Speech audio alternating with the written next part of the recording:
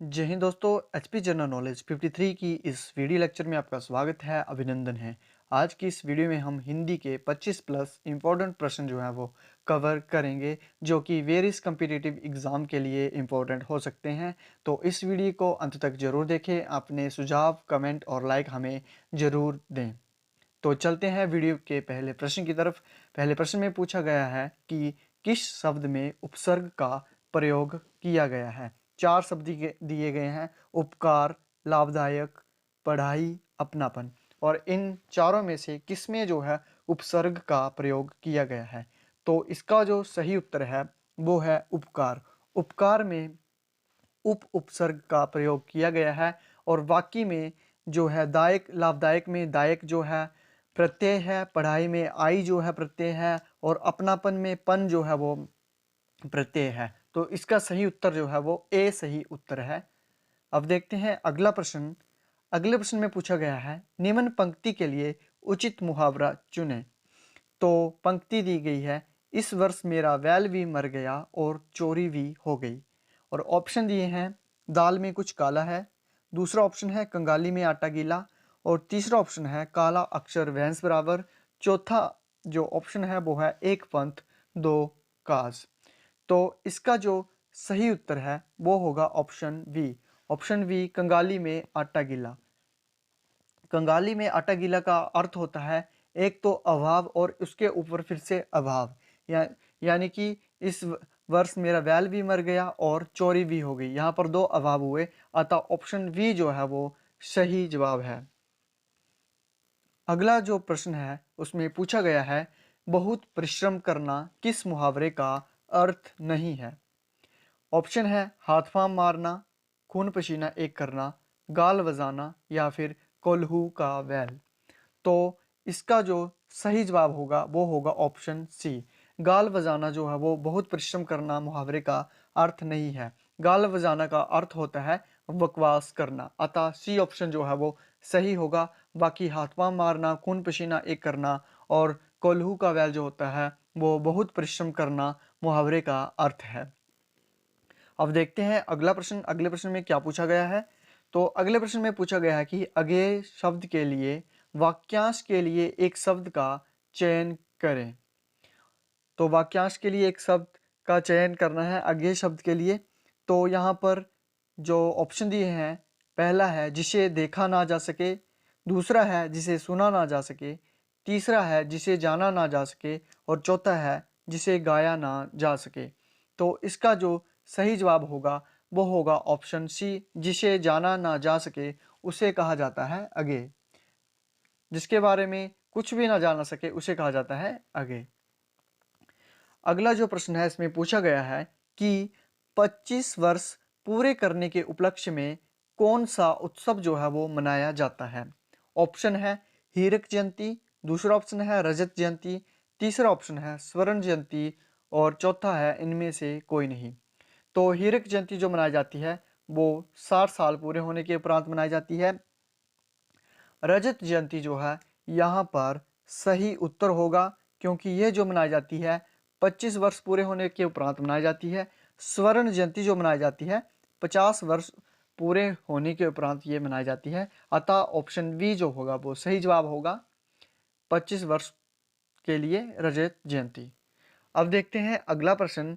तो अगले प्रश्न में पूछा गया है कि निम्न में से शुद्ध वर्तनी का चयन कीजिए। यहाँ पर शुद्ध वर्तनी का चयन करना है। ऑप्शन है एयास, दूसरा है अवगुण, तीसरा है ऐनक, चौथा है एलन। तो इसका जो सही शुद्ध वर्तनी होगी वो होगी अवगुण। अवगुण जो होगी सही वर्तनी होगी। बाकी एयास जो होता है वो एयास होता है, ना कि एयास होता है। यहाँ पर ए डबल य लगता है और एयास होता है। अवगुण जो है सही है। और एनक जो होता है तो एनक होता है ये। तो और जो एलन नहीं होता है एलान होता है। तो शुद्ध वर्तनी यहाँ पर ऑप्शन बी जो है वो सही है। अब देखते हैं अगला प्रश्न। अगले प्रश्न में पूछा गया है कि अब पढ़कर क्या होगा, इस वाक्य में कौन सी क्रिया है। तो इस वाक्य में जो क्रिया है वो है पूर्वकालिक क्रिया। ऑप्शन डी जो है सही जवाब है। देखते हैं अगला प्रश्न। अगले प्रश्न में कहा गया है बच्चे बस से पाठशाला जाते हैं। इस वाक्य में कौन सा कारक है? तो कारक यहाँ पर आपको पहचानना है। ऑप्शन दिए हैं संप्रदान, कर्म, करण, अपादान। तो यहाँ पर बच्चे बस से जाते हैं यहाँ पर, यानी कि तो से यहाँ पर आया तो कारक जो है यहाँ पर कर्म होगा। कर्ता ने कर्म से यानी कि से जो है यहाँ पर कारक है, अतः कर्म है यहाँ पर। अगला जो प्रश्न है उसमें पूछा गया है कि कौटिल्य का विलोम शब्द क्या है? तो कौटिल्य का मतलब जो होता है वो होता है कठोर, अतः यहाँ पर कौटिल्य का जो विलोम शब्द होगा वो होगा मृदुलता। ऑप्शन बी सही जवाब होगा। अगला जो प्रश्न है इसमें पूछा गया है कि निम्न में से पत्थर का पर्यायवाची नहीं है। तो पत्थर का पर्यायवाची क्या नहीं है? तो असम जो है पत्थर का पर्यायवाची है, सही जवाब है। बिटप जो है वो वृक्ष का पर्यायवाची होता है। पाषाण जो है पत्थर का पर्यायवाची होता है। उपल जो होता है पत्थर का पर्यायवाची होता है। तो ये तीनों जो हैं वो पत्थर के पर्यायवाची है। पाषाण जो है पत्थर का पर्यायवाची नहीं है, सॉरी, बिटप जो है वो पत्थर का पर्यायवाची ना होकर ये वृक्ष का पर्यायवाची है, इसलिए बिटप जो है पत्थर का पर्यायवाची नहीं है। ऑप्शन बी जो होगा सही जवाब होगा। अगला जो प्रश्न है पूछा गया है निम्न में से कौन सा विकल्प जो है वो अन्य तीनों से पूरी तरह अलग है? ऑप्शन है कमल, दूसरा ऑप्शन है चमेली, तीसरा ऑप्शन है जाम, चौथा ऑप्शन है जूही। तो कमल, चमेली और जूही ये तीनों जो हैं फूलों के नाम हैं, अतः ऑप्शन सी जो होगा सही जवाब होगा। अगला प्रश्न है निम्न में से हंस शब्द का अनेकार्थी शब्द क्या है? तो ऑप्शन है जीवात्मा, जीव, जीत या फिर जन। तो हंस शब्द एक जीव है और जीव जो है जीवात्मा होती है, अतः ऑप्शन ए जो होगा इसका सही जवाब होगा। अगला प्रश्न है अभोग्य के लिए विलोम शब्द क्या होगा? अभोग्य का मतलब होता है जिसे भोगा ना जा सके। तो इसका जो विपरीत शब्द होगा, विलोम शब्द होगा जिसको भोगा जा सके। तो जिसको भोगा जा सके वो होता है भोग्य, अतः ऑप्शन सी जो होगा इसका सही जवाब होगा। अगला प्रश्न देखते हैं, पूछा है नीलकमल का समास विग्रह क्या होगा? तो नीलकमल का जो समास विग्रह होगा वो होगा नीला है जो कमल। ऑप्शन ए जो है वो सही जवाब होगा। नीला है जो कमल नीलकमल का समास विग्रह होगा। और इसमें कौन सा समास है? तो इसमें जो समास है वो है कर्मधारय। कर्मधारय इसमें समास है। अगर समास के बारे में आप फुल वीडियो देखना चाहते हैं, उसकी शॉर्टकट ट्रिक जानना चाहते हैं कि कैसे समासों को याद रखें और कैसे समासों के जो ये नाम है उनको और उनको पहचानना कैसे सीखें, उसके लिए हमने एक शॉर्टकट ट्रिक बनाई है जो कि आपको यहाँ पर चैनल के आई बटन में यहाँ पर मिल जाएगी और वीडियो के डिस्क्रिप्शन बॉक्स में भी इसका लिंक दिया गया है। तो वहाँ से आप जाकर समासों की शॉर्टकट ट्रिक जो है वो देख सकते हैं। अब देखते हैं अगला प्रश्न। तो अगले प्रश्न में जो पूछा है कि बहुत सी भाषाओं को जानने वाला क्या कहलाता है? ऑप्शन है बहुभाषाविद, दूसरा ऑप्शन है बहुभाषाभाषी या फिर तीसरा ऑप्शन है बहुश्रुत, चौथा ऑप्शन है बहुदर्शी। तो इसका जो सही जवाब है वो है ऑप्शन ए, बहुभाषाविद जो है वो कहलाता है बहुत सी भाषाओं को जानने वाला। अब देखते हैं अगला प्रश्न। अगले प्रश्न में पूछा गया है कि जो बुद्धि द्वारा समझा जा सके क्या कहलाता है? ऑप्शन है तर्कसंगत, दूसरा ऑप्शन है बोधगम्य, तीसरा ऑप्शन है बुद्धिजीवी, चौथा ऑप्शन है बहुश्रुत।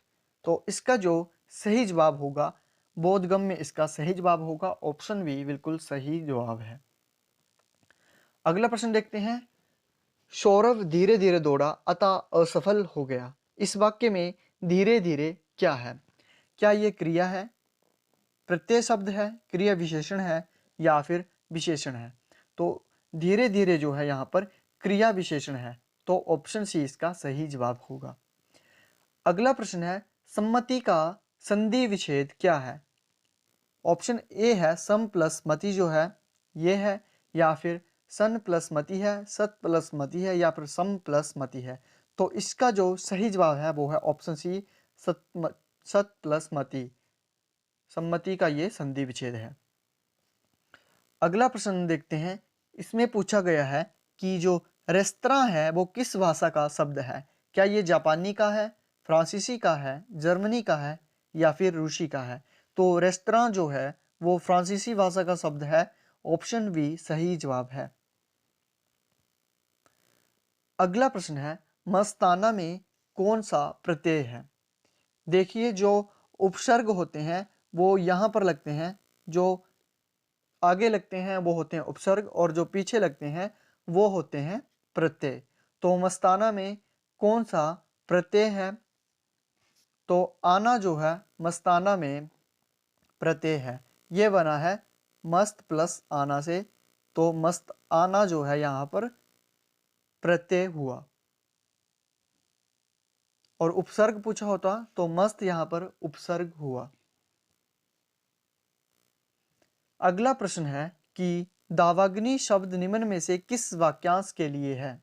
ऑप्शन है जल में लगने वाली आग, जंगल में लगने वाली आग, भूख की आग, या फिर इनमें से सभी। तो इसका जो सही जवाब होगा वो होगा ऑप्शन बी, जंगल में स्वयं लगने वाली आग को कहा जाता है दावाग्नि। आपने हमें कमेंट करके बताना है कि जो पेट में लगने वाली आग यानी कि भूख है उसको क्या कहते हैं। अगला प्रश्न देखते हैं। पवन में कौन सी संधि है। क्या ये अयादी स्वर संधि है, यण स्वर संधि है, वृद्धि स्वर संधि है, या फिर गुण स्वर संधि है। तो पवन में जो है वो अयादी स्वर संधि है। ऑप्शन ए जो होगा सही जवाब होगा। अगला प्रश्न देखते हैं। जो शब्द संज्ञा व सर्वनाम की विशेषता या हीनता बताए क्या कहलाता है। तो ऑप्शन है संयोजक, कारक, विश्लेषक, या फिर विशेषण। तो विशेषण जो होते हैं वो संज्ञा व सर्वनाम की विशेषता या फिर हीनता बताते हैं, अतः ऑप्शन डी जो होगा बिल्कुल सही जवाब होगा। तो दोस्तों, ये थे हमारे कुछ 25 महत्वपूर्ण प्रश्न जो कि हमने आगामी परीक्षाओं को देखते हुए आपके लिए बनाए थे। तो आपको हमारी वीडियो कैसी लगी हमें कमेंट सेक्शन में ज़रूर बताएं। हम आपके लिए इस तरह की और भी वीडियो लेकर आएंगे। तब तक आप हमारे चैनल के साथ बने रहें। मिलते हैं एक नई वीडियो के साथ। तब तक के लिए नमस्कार, जय हिंद, जय भारत। चैनल को लाइक, कमेंट और सब्सक्राइब करना ना भूलें।